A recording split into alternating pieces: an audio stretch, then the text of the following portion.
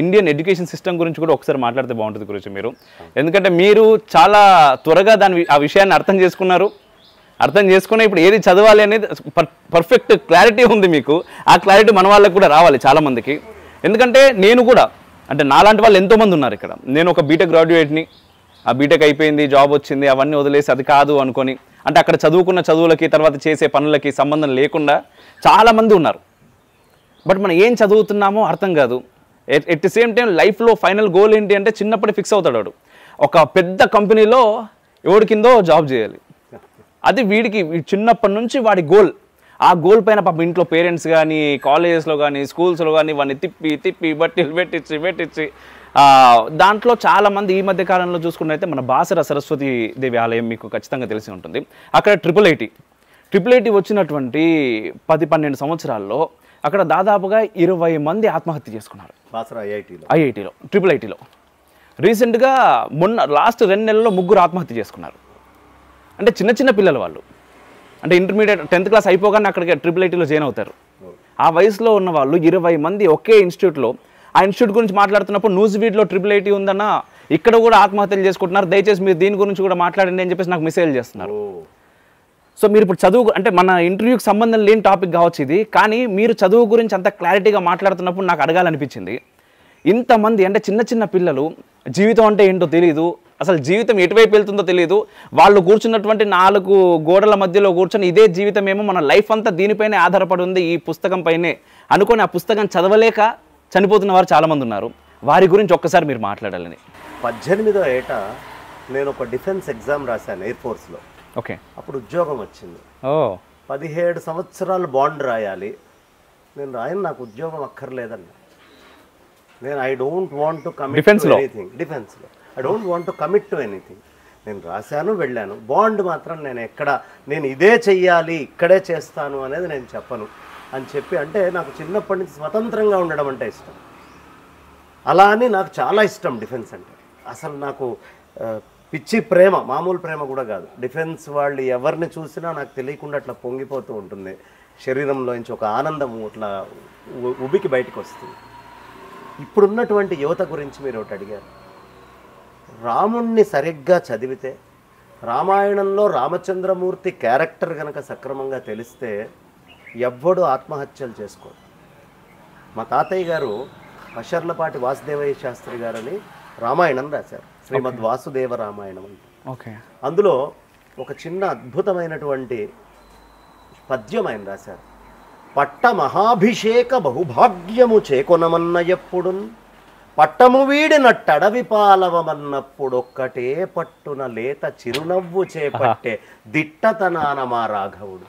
రామా, రేపు నీకు పట్టమయ్యా, నువ్వే యువరాజువి, నీకే పట్టాభిషేకం జరిగిపోతోంది, ఈ సమస్తమైనటువంటి అయోధ్యకి సంబంధించిన ఈ రాజ్యమంతా, ఈ పృథివీ మొత్తం నీకు అప్పజెప్పబడుతోంది అని చెప్పినప్పుడు మందర మాటలు విన్నటువంటి కైకకి దశరథుడు వరమిచ్చి ఈయన అరణ్యాలకి వెళ్ళాలి అనే విషయం తెలిసినప్పుడు రాముడు ఎలా ఉన్నాడయ్యా అంటే, ఆ 2 సందర్భాల్లో ఒక్కటే పట్టున చిరునవ్వు చేపట్టి, ఓ చిన్న చిరునవ్వుతోటి ఆయన ముఖం ఉందట.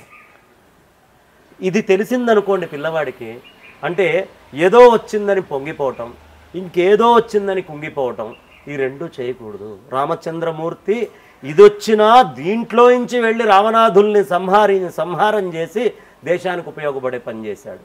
అదే ఉండి రాజుని చేసిన అక్కడి నుంచి పట్టమెక్కి కూడా ప్రజలందరికీ ఉపయోగపడే పనే చేసి ఉండేవాడు.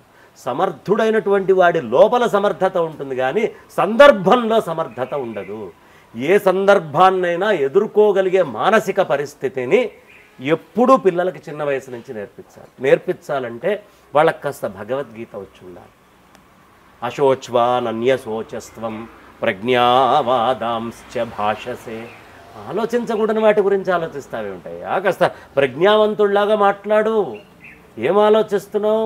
నా తాత, నా తమ్ముళ్ళు, నా అన్నలు, ఇదా నువ్వు ఆలోచించేది? అసలు వాళ్ళని నువ్వు చంపడం ఏమిటి, వాళ్ళు చావడం ఏమిటి? వాళ్ళు చావకుండా శాశ్వతంగా నువ్వు ఉంచగలవా? నా అనేది తీసి ధర్మము అనేది పెట్టుకో అని చెప్పి, ధర్మ పరిరక్షణ కోసం నేను సర్వవ్యాపకమై బ్రహ్మానందంలో ఉండేవాడిని. దేనికి వచ్చాననుకుంటున్నావు ఇక్కడికి? యదా యదా హి ధర్మస్య గ్లానిర్భవతి భారత అభ్యుత్థానమధర్మస్య తదాత్మానం సృజామి. ఎందుకు వచ్చాను నేను? ధర్మ పరిరక్షణ చేయడానికి నేను వచ్చాను. నా అంతటి వాడిని బ్రహ్మానందంలో కూర్చోకుండా ధర్మాన్ని పరిరక్షించడానికి అవతారం చేసి నేను వస్తే అజ్ఞానంతో ధర్మాన్ని వదిలిపెట్టి నా బంధువులు నా వాళ్ళు వీళ్ళు వాళ్ళని కొట్టుకుంటావేమిటయ్యా అని ధర్మబోధ చేసినటువంటి భగవద్గీత గ్రంథాన్ని చిన్న వయసు నుంచి బోధ చేయాలి. రామాయణాన్ని చెప్పాలి, భాగవతాన్ని చెప్పాలి, అన్నిటి ఎందు ఉండాలి, దేన్ని అంటుకోకుండా ఉండగలిగే లక్షణం నేర్పించాలి. ఇది చాలా అవసరమైనటువంటిది. ఇప్పుడు అంత అద్భుతమైన చంద్రయాన్ ఓ బ్రహ్మాండంగా ఇక్కడి నుంచి శాటిలైట్ రెడీ చేశారు. అవును, ఆ విక్రమ్ తీసుకొని వెళ్ళారు. ఆ ల్యాండర్ సంసిద్ధంగా ఉంది, రోవర్ అన్నీ రెడీగా ఉన్నాయి, ప్రజ్ఞాన్ రోవర్ కూడా రెడీగా ఉంది. కానీ ఆ ఒక్క నిమిషం కూడా నా కంట్రోల్లోనే ఉండాలి అని కింద అనుకుంటే కొలాప్స్ అయిపోతుంది. కాబట్టి అక్కడ పరిపూర్ణంగా ఆ ల్యాండర్ రోవర్ వాటంతట వాటి విచక్షణతోటి ల్యాండింగ్ అవకాశం ఇచ్చి వదిలేశారనమాట. ఇంత పట్టుబట్టి అక్కడ దాకా పంపించినా కూడా అక్కడ ఎలా అయితే స్తబ్దంగా సైంటిస్టులు వదిలి జరగాల్సిన కార్యక్రమం సక్రమంగా ఉండాలి అంటే వదిలేయాలి అనే విషయం ఉంటుంది చూడండి. ఎక్కడ ట్రైనింగ్ ఇచ్చి వదిలేయాలి, ఎక్కడ పట్టుకోవాలి, ఈ రెండు కూడా చాలా ప్రధానమైనటువంటి అంశాలు. ఇది చిన్న వయసు నుంచి పిల్లలకి అందరూ అనుకుంటారు ఎప్పుడో ముసల్తనం వచ్చిన తర్వాత వీడికి రామాయణము, వీడికి భారతము, వీడికి భాగవతం చెప్పాలి. అదే మిమ్మల్ని అడగబోతున్నాను నేను. ఎవడైనా పిల్లవాడు పాపం 20 ఏళ్ల వాడు పొరపాటున భగవద్గీత తీస్తే ఆ ఇంట్లోనే ఉండే ముసలి వాళ్ళు తిడతారు, పెద్దవా బుద్ధి లేదా, ఏమిటది ఆ పుస్తకం ఇప్పుడా చదివేది, పనికొచ్చే పుస్తకాలు చదువుకో అంటారు. ఎందుకు వస్తుంది ఆ మాట అంటే దాంట్లో ఏముందో ఈ తిడుతున్నటువంటి వాళ్ళకు కూడా తెలియదు. వీళ్ళు అజ్ఞానంతో ఉండి అది అజ్ఞాన భరితమైనటువంటి పుస్తకం అనుకుంటున్నారు. కానీ అవసరమైనటువంటి జ్ఞానాన్ని మొత్తాన్ని ఇస్తుంది.